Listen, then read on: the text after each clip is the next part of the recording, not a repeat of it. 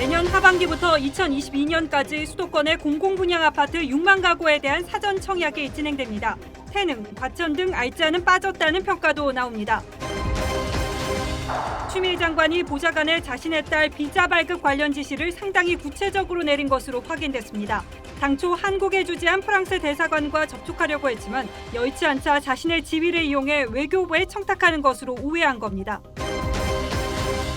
추미애 장관 측이 아들의 군 휴가 연장 의혹과 관련해 카투사는 미군 규정을 따른다고 해명했습니다.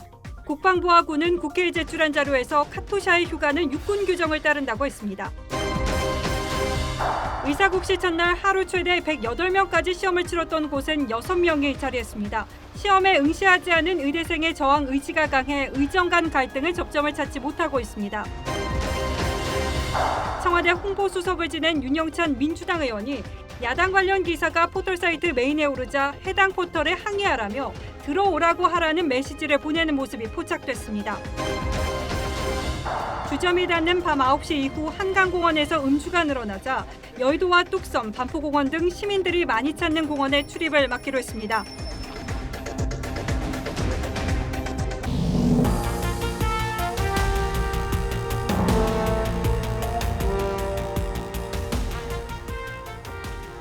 안녕하십니까. 뉴스9의 신동욱입니다.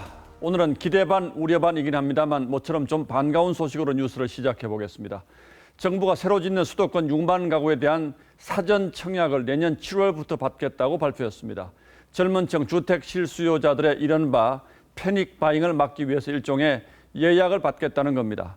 하지만 관심이 쏠린 핵심 지역들은 사전 청약 대상에서 모두 빠져서 집값 억제 효과가 크지 않을 거란 분석도 있습니다. 권은영 기자가 먼저 보도하겠습니다. 3기 신도시 중 한 곳인 고양 창릉입니다. 아파트 3만 8천 호가 들어서는데 이 중 1,600호가 내년 말 사전 청약됩니다. 정부가 수도권에 공급할 공공분양주택에 대해 사전 청약을 받습니다. 사전 청약은 분양가 책정 후 이루어지는 본 청약과는 달리 예상 단가를 정해 미리 분양 예약을 받는 방식으로 진행됩니다. 안정적인 주택 공급을 실제 체감하실 수 있도록 2020년부터 2022년 공급되는 24만 호의 분양주택 중에 총 6만 호를 사전 청약을 통하여 조기 공급하는 방안을 논의합니다. 이번 사전 청약은 내년부터 2년간 3만여 가구씩 이루어지는데 인천 계양의 1,100가구, 경기 남양주 왕숙 이지구의 1,500가구, 용산 정비창 부지의 3,000호 등이 차례로 진행됩니다. 하지만 8사 공급 대책에서 큰 관심을 끌었던 지역은 대부분 빠졌습니다. 태릉 골프장은 교통 대책을 먼저 수립한 후로, 용산 캠프킴은 미군기지 반환 후로, 과천 정부청사 부지는 청사 이전 계획 수립 이후로 청약 계획이 미뤄졌습니다.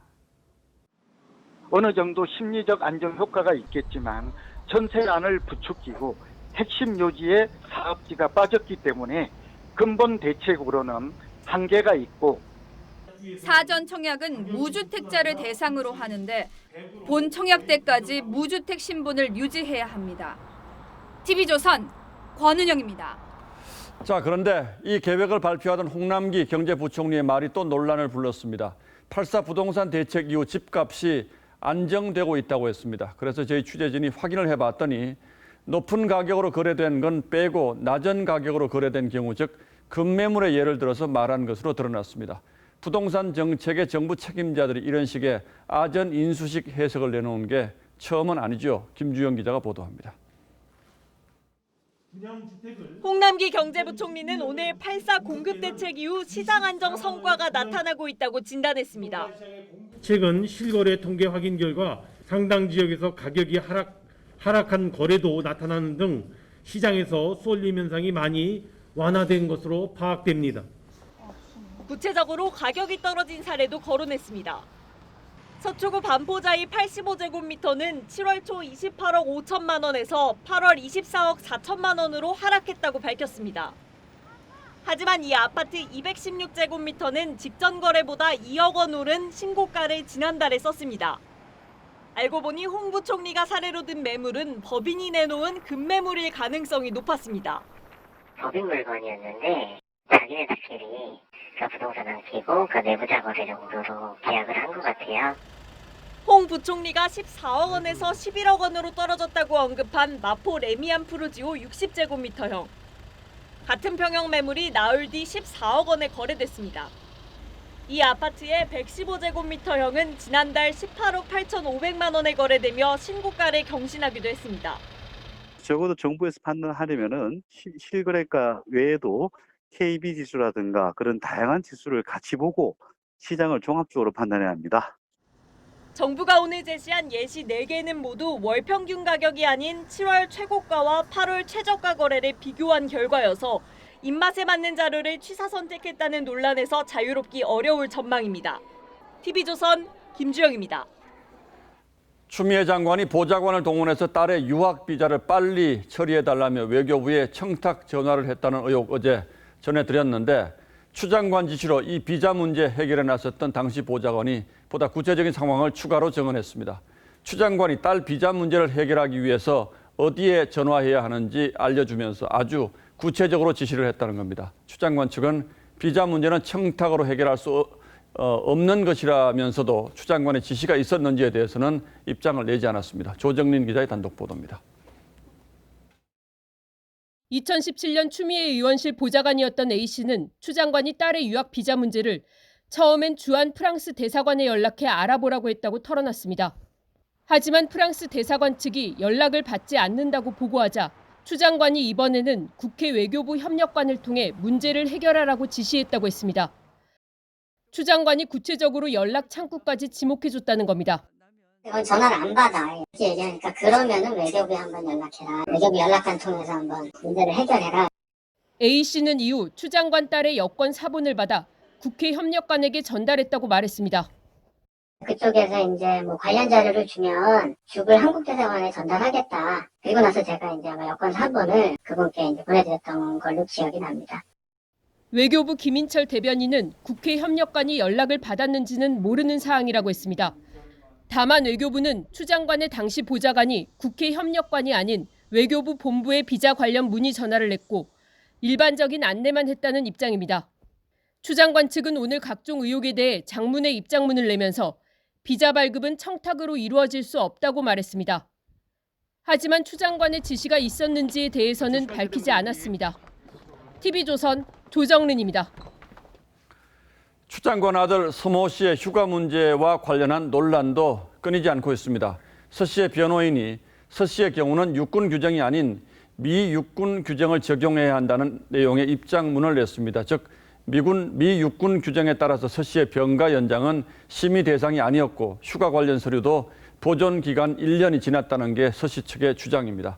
하지만 저희 취재진이 주한미군에 문의한 결과 카투사는 한국군 지원단이 관리한다고 답했고 국방부도 카투사의 휴가는 한국 육군의 규정을 따른다고 밝혔습니다. 서 씨 측이 규정을 잘못 알고 입장문을 냈거나 알고도 본질을 흐리기 위해서 거짓 주장을 했을 가능성이 제기되는 대목입니다. 이어서 이재중 기자가 보도합니다. 추미애 법무장관 아들 서모 씨 측은 주한미 육군 규정 600-2를 근거로 반박에 나섰습니다. 주한미 육군사령부에 배속된 한국 육군요원에겐 이 규정이 우선 적용된다는 점을 강조했습니다. 휴가 기록도 1년 보관이 원칙이라 2017년 6월 병가 자료가 없어진 것도 문제될 게 없다는 겁니다. 10일 이상 병가 연장 시 군병원 요양심의 의결 절차를 의무한 것도 우리 육군 규정이지 미군 규정엔 없다고 주장했습니다. 하지만 미 육군 600-2 규정의 다른 항목을 보면 한국 육군 요원의 휴가 방침과 절차는 한국 육군 참모총장의 책임 사항이라고 돼 있습니다. 휴가에 필요한 서류도 한국 육군 인사과에 제출해야 합니다. 서 씨가 복무한 미 2보병사단 측도 TV조선에 보낸 이메일을 통해 카투사 병사에 대한 행정관리 등은 한국 육군과 육군 지원단의 행정 절차를 통해 이루어진다고 답변했습니다. 육군본부도 국회 제출 자료에 카투사 휴가는 육군 규정을 적용한다고 명시했습니다. 육군 규정에는 병가의 경우 입원 확인서와 영수증을 5년 동안 보관해야 한다고 명시돼 있습니다.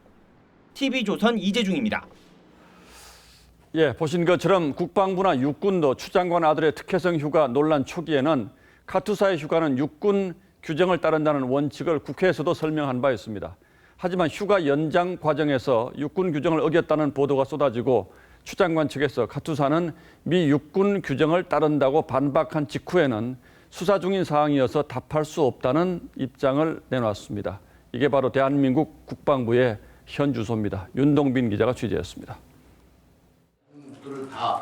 육군이 지난 7월 초 국회 한기호 의원실에 제출한 자료입니다. 카투사의 외출 외박은 주한 미 육군 규정을 따르지만 휴가는 우리 육군 규정을 따른다고 기재돼 있습니다. 추 장관 아들의 경우처럼 부대에 복귀하지 않고 휴가를 연장할 수 있는 경우도 천재지변이나 교통두절, 부득이한 경우로 제한하고 있습니다. 한 달 전 하태경 의원의 질의에도 육군은 역시 카투사 휴가는 육군 규정을 적용한다고 했습니다. 미국은 아니거든요. 카투사는 한국군이에요. 그러니까 작전 지휘는 미군의 지휘를 받지만 인사 규정은 한국 육군의 지휘를 받아요. 그러나 이달 초 추 장관 아들이 병가를 연장하면서 육군 규정을 어겼다는 보도가 나오자 육군은 국방부나 의무사 지침 등 예외 조항이 있는지 종합적으로 검토해봐야 한다고 말을 흐렸습니다. 추 장관 측이 오늘 카투사는 미 육군 규정을 따른다고 주장한 직후 국방부는 현재 민간 검찰이 수사 중인 사안이라 답변할 수 없다고 했습니다. 군이 정치권 공방을 지나치게 의식하면서 간단한 규정 확인도 못하고 있다는 비판이 나옵니다. TV조선 윤동빈입니다. 이 문제와 관련해서 추 장관 보좌관이 군 부대에 전화를 한 건 사실로 보인다고 했던 민주당의 김남국 의원이 당내에서 입장이 곤란해졌는지 오늘은 또 야당 의원 가운데 군 미필자가 많아서 이런 식의 정치 공세를 하고 있다는 취지의 주장을 내놨습니다. 그런데 사실 확인을 해봤더니 군 미필자는 민주당이 오히려 훨씬 많은 것으로 드러났습니다. 또 다른 여당 의원은 식당에서 음식 독촉한 그와 다를 바 없는 일이라고 주장하기도 했습니다. 황정민 기자입니다. 민주당 정청래 의원은 추미애 장관 보좌관이 추 장관 아들 군부대에 전화를 한 건 청탁이 아니라며 식당에서 음식 좀 빨리 달라는 것과 같다는 논리를 폈습니다. 김치찌개 시킨 거 좀 빨리 좀 주세요. 그럼 이게 청탁이에요, 민원이에요? 알아볼 수 있는 거잖아요. 보좌관이 또 추 장관은 전화 사실을 몰랐을 것이라고도 했습니다. 앞서 보좌관이 전화한 건 사실이라고 했던 같은 당 김남국 의원은 국민의힘에 군대를 안 다녀온 분들이 많아 정치 공세를 하는 것으로 간주하겠다고 썼습니다. 그러나 병역 의무 대상자 가운데 미필자는 민주당이 국민의힘의 3배 가까이 되고 비율로도 민주당이 23%로 8%포인트 이상 높아 사실과 다른 주장을 한 것으로 나타났습니다. 국민의힘은 불법과 편법을 상식이라 호도하는 궤변을 멈추라고 비판했고 국민의당도 조국 사태를 연상시킨다고 지적했습니다. 추 장관은 보고를 그만받겠다고 할 것이 아니라 사실을 말하자면 법무장관을 그만둬야 됩니다. 추미애 장관이나 조국 전 장관은 둘 다 반치광이라는 점에서 공통점이 있고요. 정진석 국민의힘 의원은 추 장관 딸의 비자 청탁 의혹도 전형적인 갑질이라며 외교부 국정감사에서 진실을 규명하겠다고 밝혔습니다. TV조선 황정민입니다. 예, 보신 것처럼 추미애 장관 아들 관련 의혹도 이제는 너무나 복잡해서 정리가 잘 되질 않습니다. 사실은 간단한 문제인데 의혹이 반박을 낳고 그 반박에 재반박이 이어지면서 등장인물이 자꾸만 늘어나고 있는 겁니다. 그래서 의혹의 흐름들을 통해서 여러 의문점들을 원점에서 다시 한번 따져봐 드리겠습니다. 자, 윤슬기 기자, 네. 의혹은 크게 두 가지인 거죠? 네, 그렇습니다. 추미애 장관 아들 서모 씨가 2016년부터 2018년까지 의정부 미 이사단 카투사에서 복무할 당시 병가 신청 휴가 연장을 둘러싼 의혹과 통역병 선발 관련 의혹 이 두 가지죠. 자, 앞서 전해드린 대로 서 씨 변호인 측은 첫 번째 의혹에 대해선 구두 승인 등을 이유로 규정상 문제될 게 없다는 입장입니다. 또 통역병 선발과 관련해 추 장관 측이 국방부에 청탁성 어떤 연락을 했다는 일부 보도는 명백한 허위 사실이라고 반박했습니다. 자, 그런데 두 번째 의혹, 그러니까 평창올림픽 통역병으로 파견해달라고 부탁했다는 이 의혹과 관련해서는 당시 국방장관이 송영무 장관 그리고 민주당 출신의 정책보좌관이 구체적으로 지금 언급이 되고 있는 거죠? 그렇습니다. 당시 국방부엔 송영무 장관과 장관 정책보좌관 중 한 명으로 민주당 출신인 A씨가 있었습니다. 당시 장관실 관계자 B씨에 따르면 A씨로부터 이 서 씨 통역병 선발과 관련해 알아봐달라는 요청을 받았지만 김영란법 위반 소지가 있다고 요청을 거부했고 그러자 A씨가 서 씨 부대에 연락처를 달라고 요청을 했다고 합니다. 자, 반면 A씨 측은 다른 장관실 관계자에 알아보니 통역병 선발을 추첨으로 한다고 해서 그 내용을 추 장관 측에 알려줬다는 입장인 것으로 전해지죠. 자, A씨의 역할에 대해 본인 주장과 주변 얘기가 엇갈리지만 추 장관 측과 국방부 사이 어떠한 통로 역할을 한 의심은 사고 있는 셈이죠. 자, 이에 대해서 추 장관 측은 국방부에 청탁성 연락을 했다는 주장은 명백한 허위라고 반박을 하고 있습니다. 자, 그러니까 민주당 대표실과 국방부 장관실 사이에 이런저런 얘기가 오갔다는 건데 그럼 당시 국방장관이었던 송영무 장관은 여기에 대해서 뭐라고 얘기를 하고 있습니까? 송 전 장관은 이 서 씨 통역병 관련 의혹에 대해서 아는 바 없고 보고받은 바 없다고 저희 취재진에게 얘기를 했습니다. 자, 그러니까 직속 참모들이 장관인 자신에게 보고도 안 하고 일 처리를 했다는 그런 얘기가 되죠. 자, 그리고 의혹의 첫 번째 출발점 병가를 연장한 문제, 이 문제에 대해서도 아직은 주장이 엇갈리고 있는 거죠? 네, 추 장관 보좌관이 병가 연장 문의 전화를 했는지를 놓고도 양측 주장이 엇갈리죠. 자, 추 장관은 보좌관에게 그런 전화를 시킨 바 없고 그런 사실이 있지 않다고 했지만 당시 전화를 받았다는 담당 장교의 얘기는 다릅니다. 왜 그걸 보좌관이 굳이 해야 되지? 생각 되게 했었습니다. 보좌관 역할 자체는 국회의원의 업무를 보좌하는 건데. 그러니까 당시 부대 근무자들은 여러 명이서 일관되게 같은 얘기를 하고 있는데 추 장관 측은 전혀 사실과 아니다 이렇게 지금 반박을 하고 있는 이런 상황이라면 결국 검찰이 나서야 할 텐데 이제 검찰이 수사진을 보강해서 의지를 보이고 있다고 하니까 좀 지켜보죠. 네. 예, 윤슬기 기자 잘 들었습니다.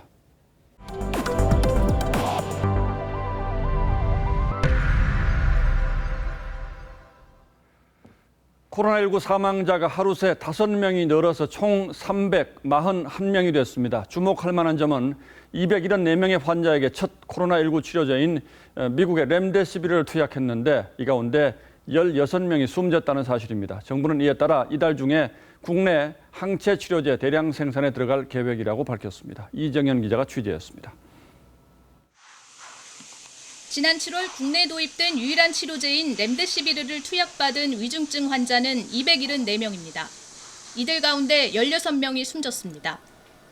사망자는 하루 새 5명이 늘어 누적 사망자 341명이 됐습니다.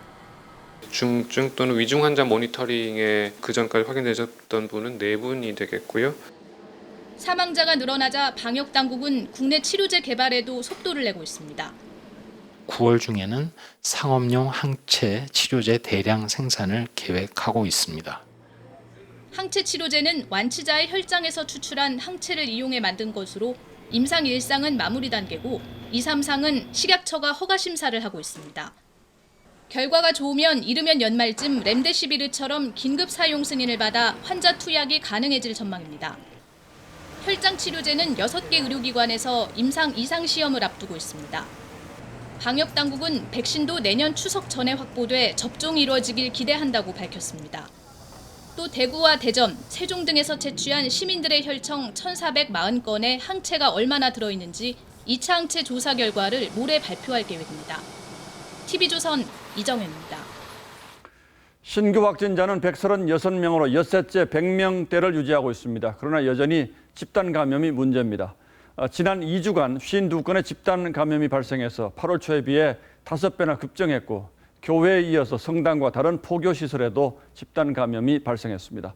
정부는 대면 미사와 법회까지 금지하는 방안을 검토하고 있습니다. 황병준 기자가 보도합니다. 서울 영등포구의 한 건물입니다. 2층으로 통하는 출입문이 폐쇄됐습니다. 이곳에 입주한 1년 종종 포교소에서 확진자 12명이 나왔습니다. 지난 5일 승려 1명이 확진 판정을 받았는데 이 승려와 법회에서 접촉한 315명을 전수검사한 결과 11명이 추가로 나온 겁니다.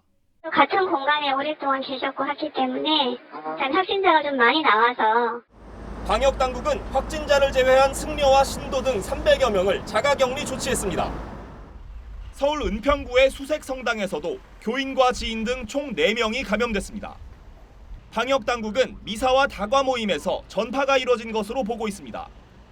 교회에 이어 다른 종교 시설에서도 감염이 잇따르자 서울시는 비상이 걸렸습니다. 대면 법회나 미사를 금지하는 것도 정부에 건의토록 하겠습니다. 방역 당국은 고령 환자일수록 중증으로 악화될 우려가 크다며 밀폐, 밀접, 밀집 시설 방문을 최대한 자제해달라고 당부했습니다. TV조선 황병준입니다.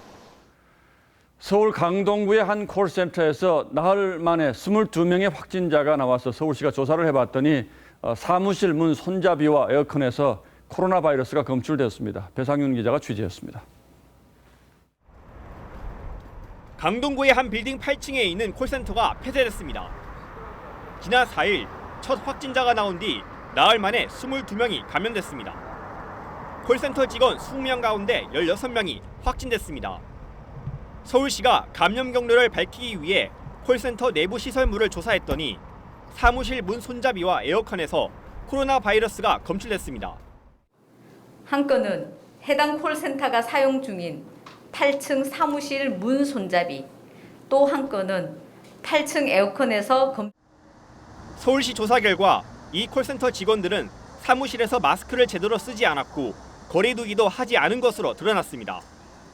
전문가들은 에어컨과 문 손잡이에서 바이러스가 검출될 정도면 콜센터 내부가 이미 폭넓게 오염된 상태라고 설명했습니다.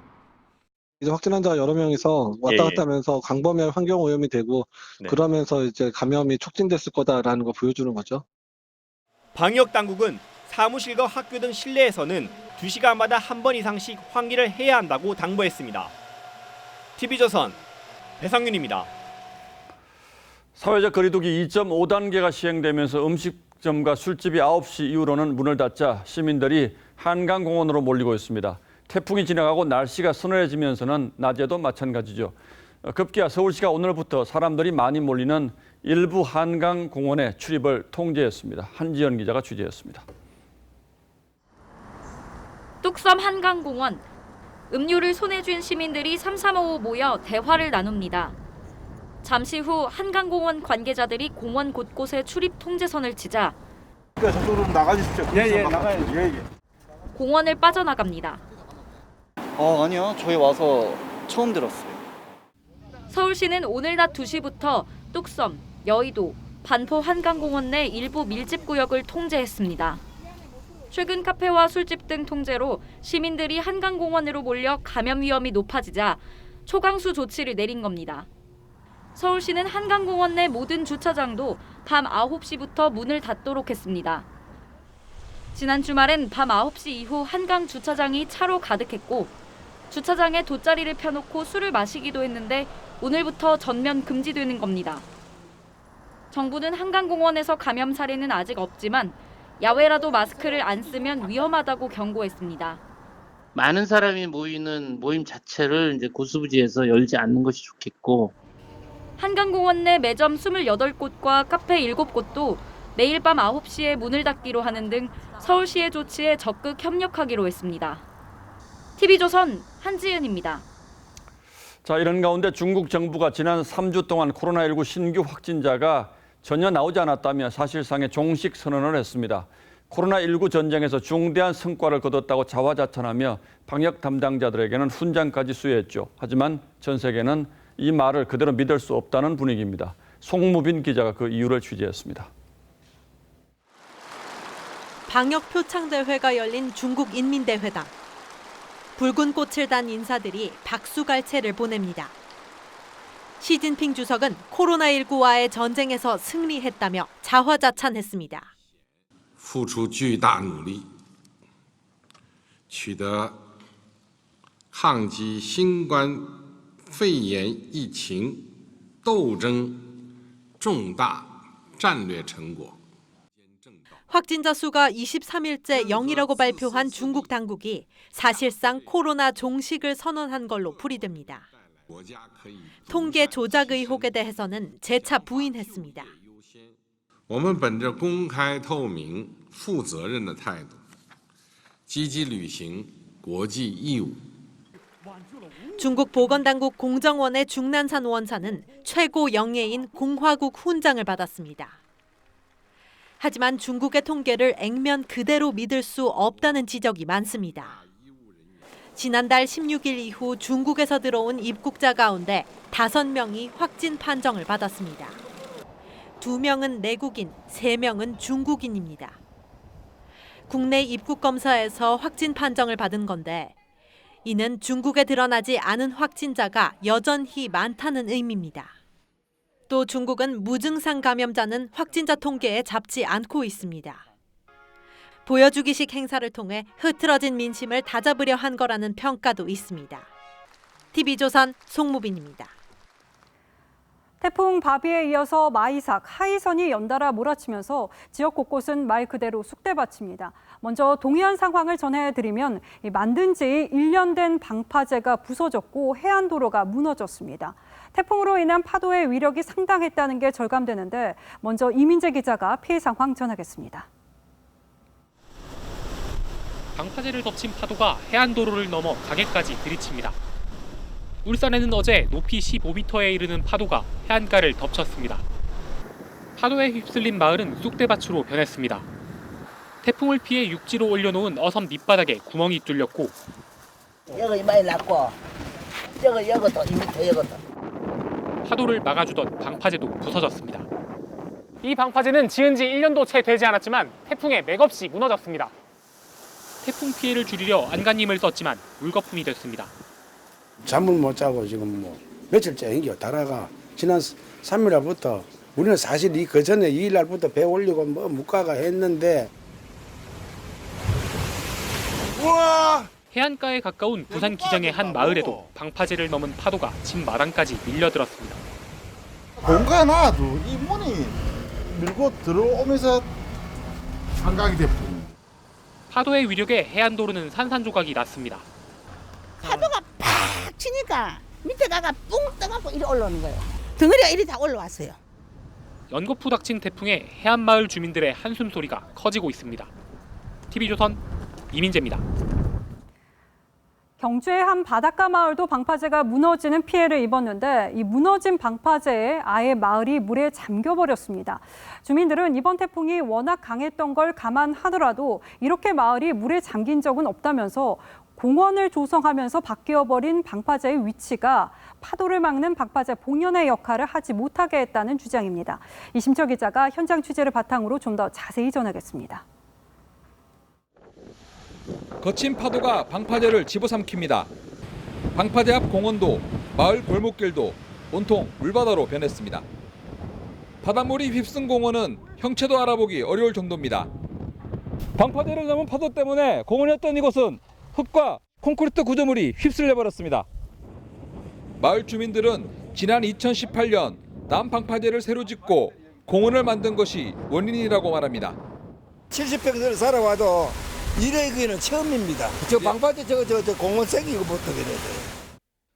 주민들은 해안가에서 90m 떨어진 곳에 방파제를 세우고 그 뒷공간을 매립해 만든 해상공원이 들어서면서 수심이 깊어지고 파도가 더 강해졌다고 주장합니다.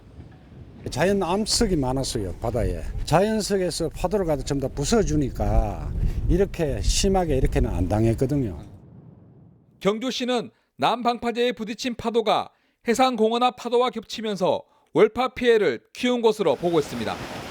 직접적인 어떤 친수동관은 오는 파도 영향이 있지만도 저기 돌아가지고 방파제를 막고 오는. 포항지방해양수산청은 남방파제를 직접적인 원인으로 보기 어렵다며 간포항 방파제에 대한 종합 분석을 하겠다고 밝혔습니다. TV조선 이심철입니다. 강원 동해안 지역은 연이은 태풍에 지반이 약해져서 땅이 파이고 건물이 기울어지는 등 위태로운 상황이 곳곳에서 발견됐습니다. 주민들은 태풍이 또 오면 어쩌나 걱정이 태산입니다. 이승훈 기자입니다. 국도 59호선 양양 구간입니다. 도로 1km 길이가 지진이 난 듯 주저앉았습니다. 하천역 도로에는 높이 5m에 이르는 절벽까지 생겼습니다. 이 도로는 마이삭과 하이선까지 두 차례 태풍에 유실됐습니다. 기존에 약화되어 있는 지반이나 이미 훼손되어 있는 도로 유실 이런 부분이 더 크게 심각하게 또 확대될 수 있는 그런 상황이 지금 처해져 있습니다. 하천옆 주택들은 거센 물살에 앞마당과 주차장이 사라졌습니다. 콘크리트 시설물이 뜯겨나가고 계단도 맥없이 부러졌습니다. 마을 회관은 이렇게 땅속에 묻혀있던 건물 구조물이 마을은 허리 높이만큼 드러났습니다. 오랜 장마에 이어 태풍까지 겹치면서 지반이 약해져 곳곳에서 건물이 기울어졌습니다. 주민들은 추가 붕괴 우려가 높다며 태풍이 또 북상할까 봐 걱정입니다. 여기서 또 온다 하면 이게 또 나간단 말이야. 무너지면 마을 회관도 없어지는 거고 이것도 없어지는 거고. 노을로 이름 지어질 11호 태풍은 아직 발달하지 않았지만 연속 태풍을 겪은 동해안 주민들은 벌써부터 불안함을 감추지 못하고 있습니다. TV조선 이승훈입니다. 계속해서 끝나지 않은 의료계와 정부 간 갈등 전하겠습니다. 의사 국가고시 첫날인 오늘 하루 최대 108명까지 시험을 치렀던 곳에서는 결국 6명이 자리했습니다. 시험에 응시하지 않은 의대생은 오늘도 저항 의지를 굽히지 않았는데 정부 역시 스스로 시험을 포기한 의대생에 구제는 없다는 입장이어서 양측 간 접점을 찾기까지 시간이 소요될 것으로 보입니다. 최원영 기자입니다. 의대생 몇몇이 띄엄띄엄 시험장으로 들어갑니다. 의사 국시 실기시험 첫날 응시자는 6명뿐입니다. 국시를 거부한 2,700여 명의 의대생들은 1년 버리는 것을 각오하고 저항한다며 여전히 강경한 입장입니다. 의대생들은 아직 투쟁에 앞장서고 있기 때문에 전공의 선배님들 비롯해요. 다른 의사 선배님들께서 빨리 돌아오시길 바라고 있습니다. 정부는 의대생들이 시험을 거부하는 상황에서 구제책은 없다고 선을 그었습니다. 구제 요구를 한 것에 대해서는 지금 합리적이지는 않은 요구라고 판단하고 있습니다. 여당도 부정적입니다. 더불어민주당 정청래 의원은 재시험 기회를 주려면 의료계가 대국민 사과를 해야 한다고 주장했습니다. 국회 보건복지위원회 간사인 김성주 의원도 난색을 표했습니다. 의대생들도 이제 성인이므로 정부 정책에 대한 불만을 다양한 방법으로 표시할 수는 있는데 그 행동에 대해서는 스스로 책임을 져야 한다 생각합니다. 그러자 의협은 구제책이 없으면 의정합의 철회가 불가피하다고 거듭 밝혔고 전공의들도 다시 단체 행동에 나서겠다고 반발했습니다. TV조선 최은영입니다. 어제까지 파업을 이어가던 전공의들은 일단 대형 병원부터 순차적으로 진료에 복귀하고 있습니다. 하지만 새로 꾸려진 전공의 협의회 비대위가 업무 복귀에 반발하고 있어서 혼란은 계속되고 있습니다. 정은혜 기자입니다. 무기한 파업에 나섰던 전공의들이 오늘 오전 7시부터 속속 병원에 복귀했습니다. 지난달 21일 무기한 파업을 시작한 지 18일 만입니다. 아쉬운 마음이 있지만 지금은 병원에서 환자들한테 최선의 치료를 할 수 있도록 노력해야 하는 시기라고 생각합니다. 서울대병원 등 주요 대형 병원 소속 전공의들은 코로나 검사부터 받으며 순차적으로 복귀하고 있습니다. 어제 한 200명 정도 받았다고 하시고요. 나머지는 오늘 아마 오전부터 아침부터 해가지고 진행하시고 결과 나오는 데가 아마 복귀 진행하시고 있는 걸로 알고 있습니다. 그러나 복귀 시점을 아직 정하지 못한 병원들도 있습니다. 국립중앙의료원 등 상당수 병원의 전공의들은 자체 투표를 통해 집단 휴진을 계속하기로 결정했습니다. 새로 꾸려진 대한전공의협회 비대위도 밤샘 회의를 통해 파업을 이어나갈지 논의하고 있습니다. 그런 목소리가 크지 않았으면은 비대위가 해체되고 그냥 끝났겠죠. 이게 다시 또 유지가 된다는 것 자체가 원하시는 선생님들이 조금 더 우세하지 않을까 생각을 합니다. 국시를 계속 거부하겠다는 의대생들에 이어 전공의들까지 파업을 이어가겠다고 번복할 경우 의정 합의가 백지화될 수 있다는 우려마저 나옵니다. TV조선 정은혜입니다. 요즘 지갑에 지폐나 동전 없이 카드만 넣어 다니는 분들 많으시죠? 이제 거스름돈도 현금 대신에 계좌 이체로 주는 시대가 본격적으로 열립니다. 이정민 기자입니다. 처음 나왔습니다. 서울의 한 편의점. 거스름돈은 현금으로 드릴까요? 아니면 계좌 이체 해드릴까요? 모바일이나 실물 현금 카드만 있으면 불편한 동전 대신 계좌이체 송금으로 거스름돈을 해결해 줍니다. 거스름돈 계좌이체 서비스는 전국 2,568개 편의점에서 처음 도입됐는데 올해 안에 백화점과 아울렛 등에서도 가능해집니다. 신용카드 또는 모바일 간편 결제 등의 확산으로 현금 결제가 위축되는 상황에서 국민들이 현금 거래에 따른 불편을 경감시켜주고 실제로 최근 우리나라의 현금 결제 비중은 19.8%로 세계에서 스웨덴에 이어 두 번째로 낮습니다. 현금을 받지 않는 매장도 점점 늘고 있고 혹시 카드 결제 가능하실까요? 현금은 안 돼요? 극장과 백화점, 식당 등 유통 외식업계의 무인 계산기 도입은 가속화되는 추세입니다. 시민 반응은 엇갈립니다. 편하고 빨리 이루어지니까 훨씬 더 좋은 것 같아요.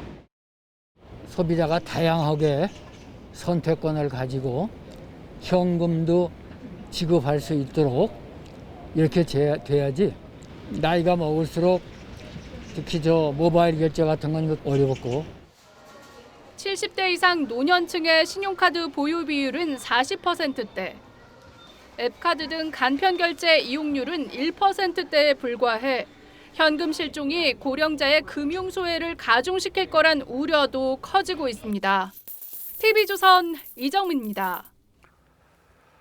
예, 다음 뉴스입니다. 국회 교섭단체 대표 연설에 나선 국민의힘 주호영 원내대표가 추미애 장관을 향해 특검을 자청하든지 아니면 사임하라고 요구했습니다. 폭증하는 국가부채와 연금 고갈 문제 그리고 부동산 대책 부작용도 강도 높게 비판했습니다. 홍현주 기자가 취재했습니다. 국민의힘으로 당명을 바꾼 뒤 첫 교섭단체 대표 연설에 나선 주호영 원내대표. 문재인 정권이 공정과 정의의 가치를 짓밟고 있다고 비판했습니다. 지금 나라답게 하고 있습니까? 정의롭게 하고 있습니까? 그것을 본 국민들은 정의, 네가 왜 거기서 나와라고 조소하고 있습니다. 주 원내대표는 폭증하는 국가부채와 건강보험과 국민연금 고갈 문제, 부동산 대책 부작용 등을 조목조목 지적했습니다. 추미애 법무부 장관을 향해서는 행태가 기가 막히다며 사임을 요구했습니다. 특임검사나 특별검사의 수사를 자청해야 합니다. 못하겠다면 법무부 장관 자리를 사임하는 것이 맞지 않습니까? 듣고 있던 추 장관은 미소를 짓는 듯한 모습을 보였습니다. 다만 주 원내대표는 어제 이낙연 민주당 대표가 상생과 협치를 강조한 데 대해 의미 있는 제안이라고 평가했습니다. 민주당은 비판으로 일관하여 많은 아쉬움이 남지만 협치의 끈은 놓지 않겠다는 논평을 냈습니다. 여야 대표는 오는 10일 국회의장 주재로 첫 오찬 회동을 갖고 코로나 극복을 위한 협치 방안을 논의합니다. TV조선 홍현주입니다. 그런데 주호영 원내대표의 연설 도중 민주당 윤영찬 의원이 누군가와 휴대폰 메신저로 대화하는 모습이 포착됐습니다. 주 원내대표 기사가 포털 뉴스의 메인 화면에 걸리자 윤 의원이 카카오에 항의하라고 지시하는 겁니다. 그런데 그 다음 말 들어오라고 해라가 큰 파문을 일으켰습니다. 당장 들어오라 이게 무슨 뜻이겠습니까? 윤수영 기자가 자세한 내용 전하겠습니다. 국민의힘 주호영 원내대표의 교섭단체 대표 연설 도중 민주당 윤영찬 의원이 휴대폰을 만지는 모습이 카메라에 포착됐습니다. 윤 의원이 포털뉴스 화면을 찍어보내자 누군가 주 원내대표의 연설이 메인에 반영됐다고 답합니다. 윤 의원은 카카오에 강력히 항의하라고 지시하고 이어 너무하다, 들어오라고 하라고 적습니다. 민간 기업인 카카오를 국회로 소환해 항의하겠다는 의미입니다.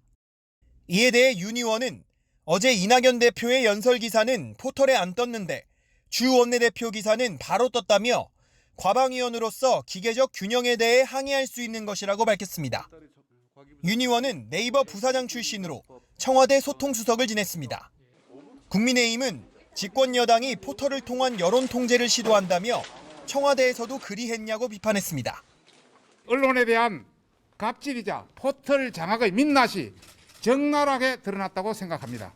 왜 윤영찬 의원을 청와대에서 국회의원으로 만들었는지. 카카오는 인공지능이 뉴스 소비자의 취향에 따라 맞춤식 뉴스를 보여주고 있다며 사람은 관여하지 않고 있다고 밝혔습니다. TV조선 윤수영입니다.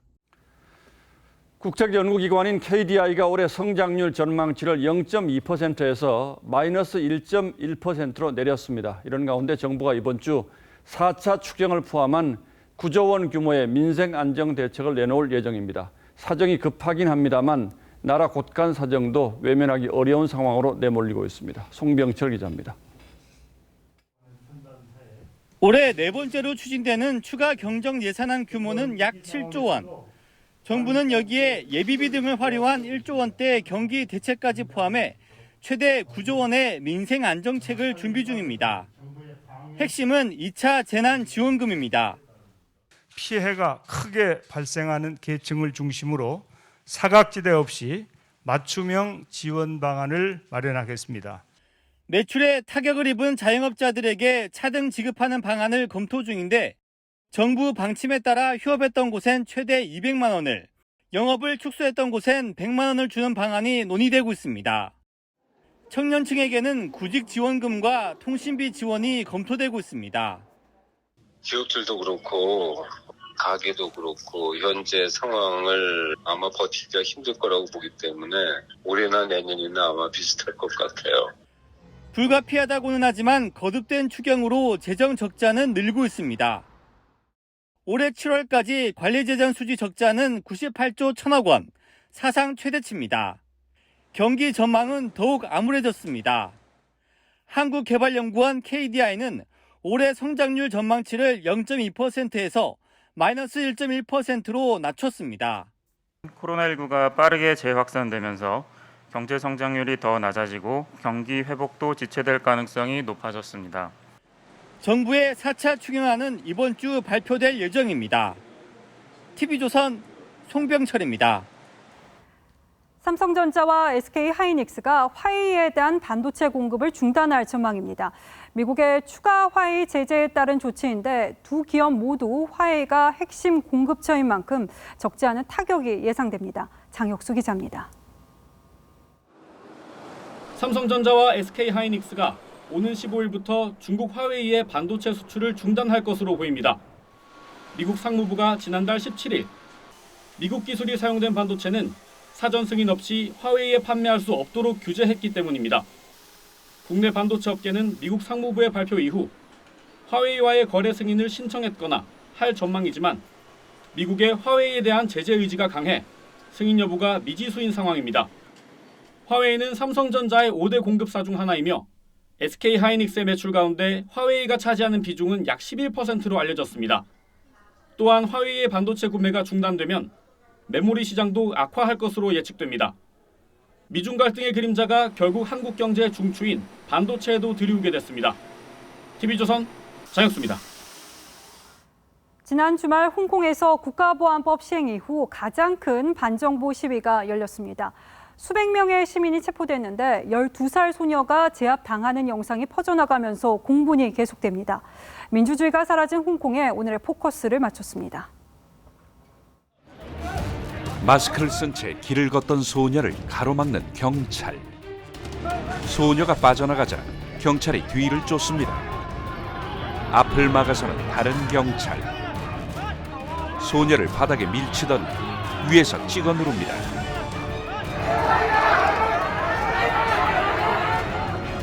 지난 주말 홍콩에서 경찰관들이 12살 소녀를 체포하는 모습입니다. 논란이 되자 경찰은 수상한 낌새를 보이며 도망쳐 붙잡았다며 낮은 강도의 물리력을 행사했다고 했죠. 하지만 소녀는 미술용품을 사러 가던 길이라고 했습니다. 이날 홍콩에서는 반정부 시위가 열려 경찰 2,000명이 원천 봉쇄에 나섰습니다. 경찰과 시위대 간 추격전이 곳곳에서 벌어졌죠. 시위대를 향해 고무총탄을 쏘고 후추 스프레이를 뿌리는 경찰. 시위 가담자를 쫓아가 쓰러뜨린 뒤 짓누르고 쓰러진 시민을 질질 끌고 다니기도 했습니다. 이날은 원래 홍콩 입법회 의원 선거가 치러지는 날이었습니다.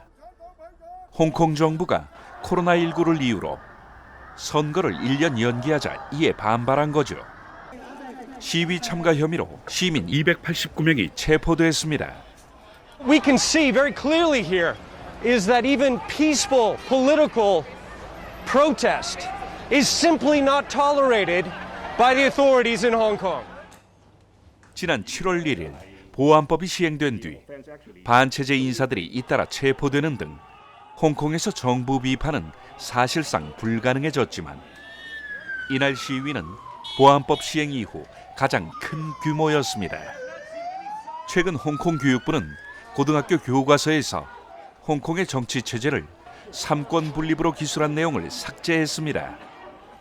캐리람 행정장관도 더 이상 홍콩에 삼권 분립이 없음을 천명했죠.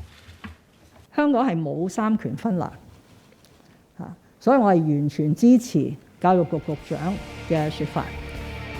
정부를 비판할 수 있는 자유가 사라진 홍콩.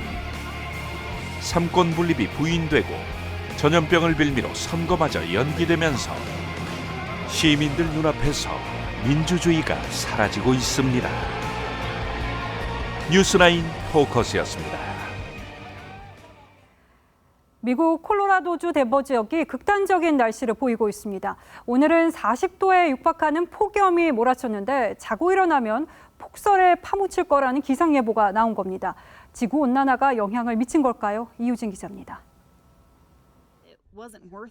반팔 옷을 입고 야외 테라스에서 식사를 즐깁니다. 노동절 연휴를 즐기는 미국 중서부 덴버의 시민들입니다. 5일에는 낮 최고 기온이 섭씨 38.3도였고 6일과 7일에도 33도를 웃돌았습니다. 한여름 더위가 계속되고 있습니다. 그런데 자고 일어나면 한겨울로 날씨가 바뀔 전망입니다. Look at Denver and also have a winter storm watch issued for them. 미국 기상청은 기온이 영하 2도까지 하루 만에 36도 가까이 떨어질 것이라고 예보했습니다. 북쪽에서 한랭전선이 유입되기 때문인데 최고 강설량 15.2cm의 폭설을 동반한 매서운 추위가 예상됩니다. 덴버에서 9월에 눈이 관측되는 건 2000년 이후 20년 만입니다. If we got to get some snow, let's get it back to 90 so it'll melt off right away. 두터운 외투를 챙기는 시민들은 농작물에 피해가 갈까 걱정입니다. If it's going to freeze, get blankets, tarps, anything, and cover them for that day and a half. 현지 언론들은 파괴적인 기온 변화라며 일부 지역에선 폭설로 인해 정전 사태가 생길 수 있다고 경고했습니다. TV조선 이유진입니다.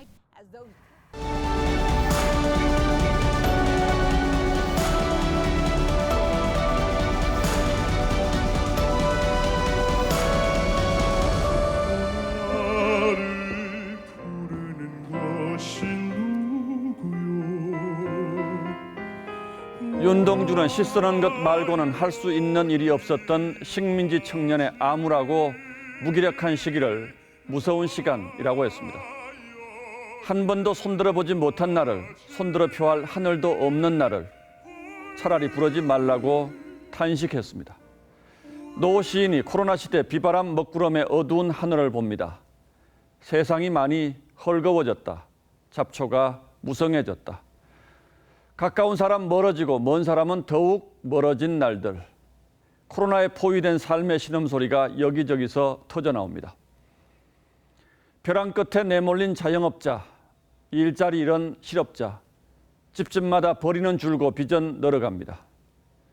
그 코로나 부호의 그늘 한 구석에 아무 도움도 받지 못한 채 실험에 사위어가는 젊은이들이 있습니다. 사회를 향해서 힘찬 첫걸음을 내디뎌야 할 청춘들이 굳게 닫힌 취업문 앞에 주저앉았습니다. IMF 세대를 떠올리게 하는 코로나 세대의 등장입니다. 당장 500대 기업 중에 하반기 채용을 하지 않거나 채용 계획을 아예 못 세운 기업이 17이나 됩니다. 10대 그룹만 해도 4곳이 공채 대신 경력자를 포함한 수시 채용으로 방향을 바꿨습니다. 청년들에겐 원서 수백 장을 넣어도 어렵다던 비명이 차라리 그리울 판입니다. 원서 넣을 기회, 낙방할 기회조차 없다는 아우성이 곳곳에서 터져나옵니다. 암흑시대 젊은 시인의 탄식처럼 손 한 번 들어보지 못하는 우리 청년들의 처지가 가혹합니다. 더 큰 문제는 코로나 경제의 어두운 터널이 언제 끝날지 모른다는 겁니다. 한 번 취업 정년기를 놓치면 만회하기가 쉽지 않은 것이 우리 고용 문화와 노동 시장입니다. 코로나 세대가 잃어버린 세대가 될지도 모른다는 걱정이 그래서 클 수밖에 없습니다. 그런데도 정부는 청년의 미래에 별 도움이 안 되는 단순 단기 일자리 만드는데 막대한 재정을 쏟아붓고 있습니다. 노동시장을 유연하게 하고 노사관계를 보다 건강하게 하고 또 규제를 풀어서 기업의 의욕과 활력을 되살리는 데에도 무관심한 듯합니다. 나라 곳간을 열어서 당장 배고픈 사람을 달래는 것도 중요합니다만 그래도 나중에 이 빈 곳간을 채울 청년들에 대한 관심이 이 정도라면 우리에게 미래는 없습니다. 젊은이들에게는 차라리 나를 부르지 말라는 윤동주의 외침이 절절하게 들릴 법한 시대입니다. 9월 8일 앵커의 시선은 무서운 시간 코로나 세대였습니다.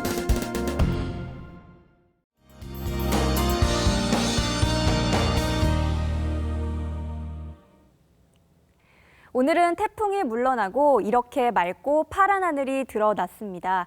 가을이 온 걸 실감케 하는 모습이었죠. 하지만 내일은 우산을 다시 챙기셔야겠는데요. 대부분 지역에 비가 오겠습니다.